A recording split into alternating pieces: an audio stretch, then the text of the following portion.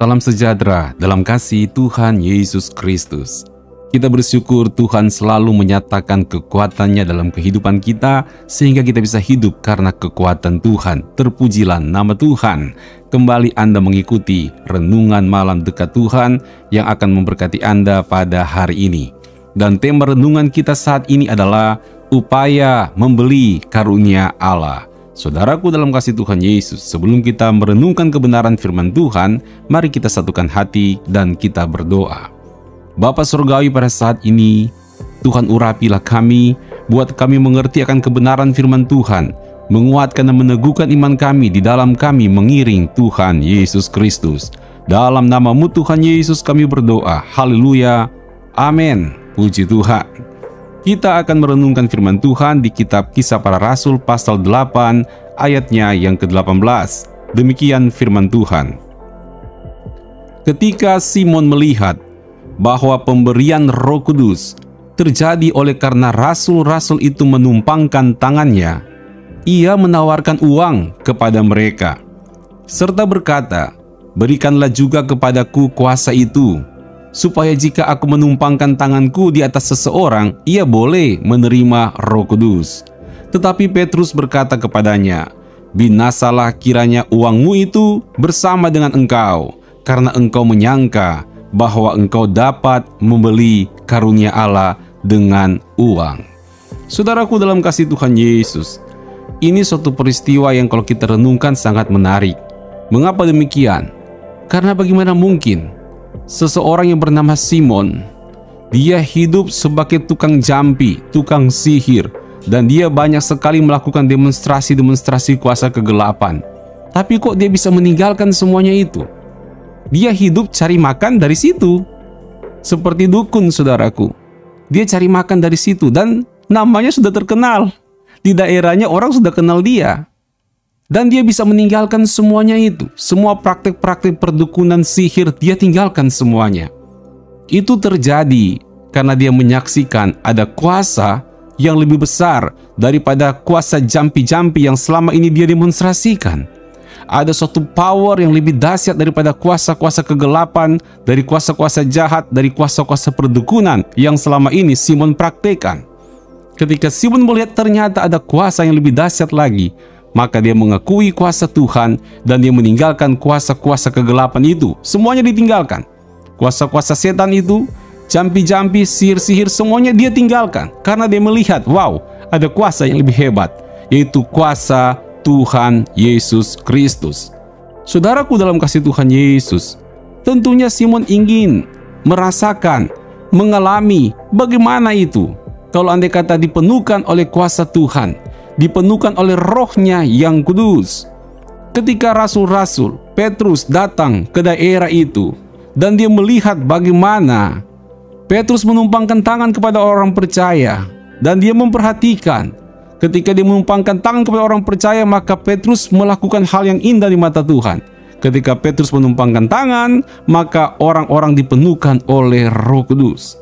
Tentunya Simon ingin juga untuk merasakannya. Dan Simon berpikir, dia juga bisa mempraktekkan hal-hal seperti itu kepada orang lain.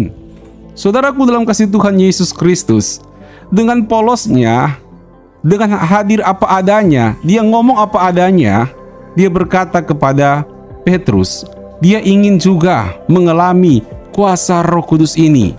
Bahkan saudaraku, tanda serius dia, tanda niat baik dia untuk mendapatkannya, dia berkata kepada Petrus, "Berikanlah juga kepadaku kuasa itu, supaya jika aku menumpangkan tanganku di antara seseorang, ia boleh menerima Roh Kudus." Sambil apa? Sambil ia menawarkan uang kepada mereka. Artinya ada suatu upaya untuk membeli karunia Allah dengan uang. Itulah yang disimpulkan oleh Petrus. Ada upaya dari Simon untuk mendapatkan karunia Tuhan, karunia Allah dengan membayarnya.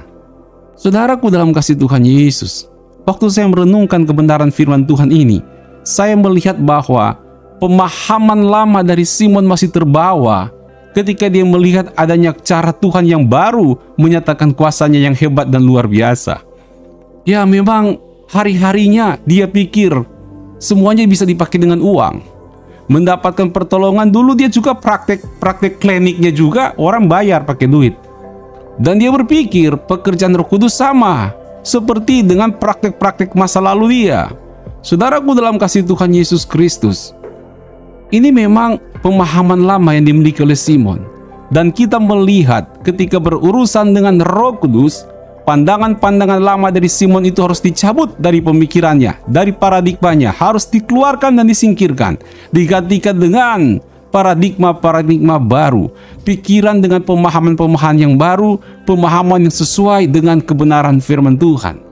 Artinya saudaraku dalam kasih Tuhan Yesus Kristus, ketika kita melihat begitu takjub pekerjaan Tuhan, begitu dahsyat lawatan Tuhan, bagaimana orang ditolong oleh Tuhan, bagaimana orang lain dilawat oleh kuasa Roh Kudus, bukan berarti kita tidak punya kesempatan yang sama untuk mendapatkannya.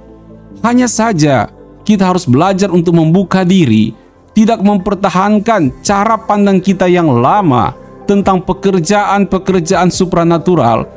Kita tidak mempertahankan cara pandang kita yang lama untuk mendapatkan sesuatu yang baru dari Tuhan.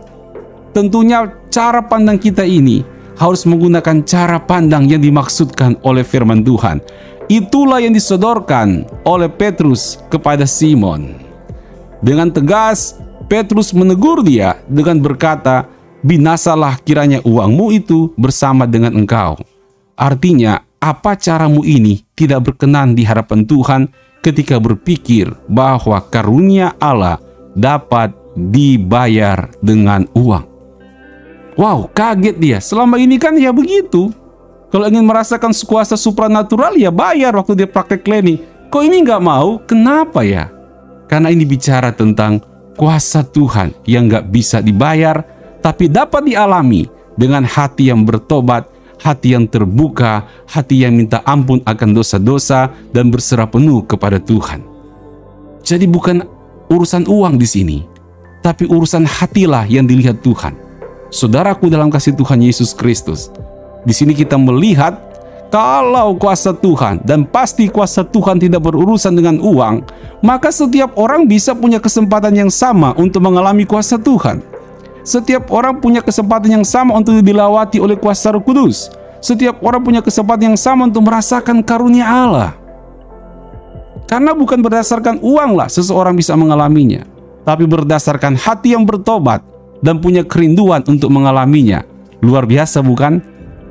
Artinya pada saat ini Anda punya kesempatan yang sama untuk mengalami kuasa Roh Kudus dijamah oleh Tuhan. Ketika kita sungguh-sungguh datang kepada Tuhan dengan hati yang bertobat, mengakui Yesus sebagai Tuhan dan Juru Selamat yang hidup, dan kita berkata, "Tuhan, curahkanlah roh-Mu, curahkanlah kuasa Roh Kudus atasku, agar aku bisa mengalami kuasa Tuhan, kuasa yang lebih hebat daripada masalahku, kuasa Tuhan yang lebih dahsyat daripada pergumulanku, kuasa Tuhan yang lebih hebat daripada ikatan-ikatan dosa yang mengganggu kehidupanku, kuasa Tuhan yang lebih hebat dari setiap ikatan-ikatan kuasa kegelapan, dari setiap ikatan-ikatan dari dunia ini." Dan kita akan melihat kuasa Roh Kudus mengalir atas kita, dan kuasa itu memberikan kemenangan dalam hidup Anda. Anda menjadi umat Tuhan yang penuh dengan kemenangan iman. Datanglah dengan hati, bukan dengan yang lainnya. Puji Tuhan, Tuhan Yesus memberkati. Mari kita berdoa. Bapa Surgawi, pada saat ini, jamah hati kami. Biarlah kami datang dengan hati kami di hadapan Tuhan. Tuhan, ampuni kami. Tuhan, jamah kami. Curahkan Roh-Mu atas kami, dan kami mengalami kuasa Roh Kudus melingkupi kehidupan kami.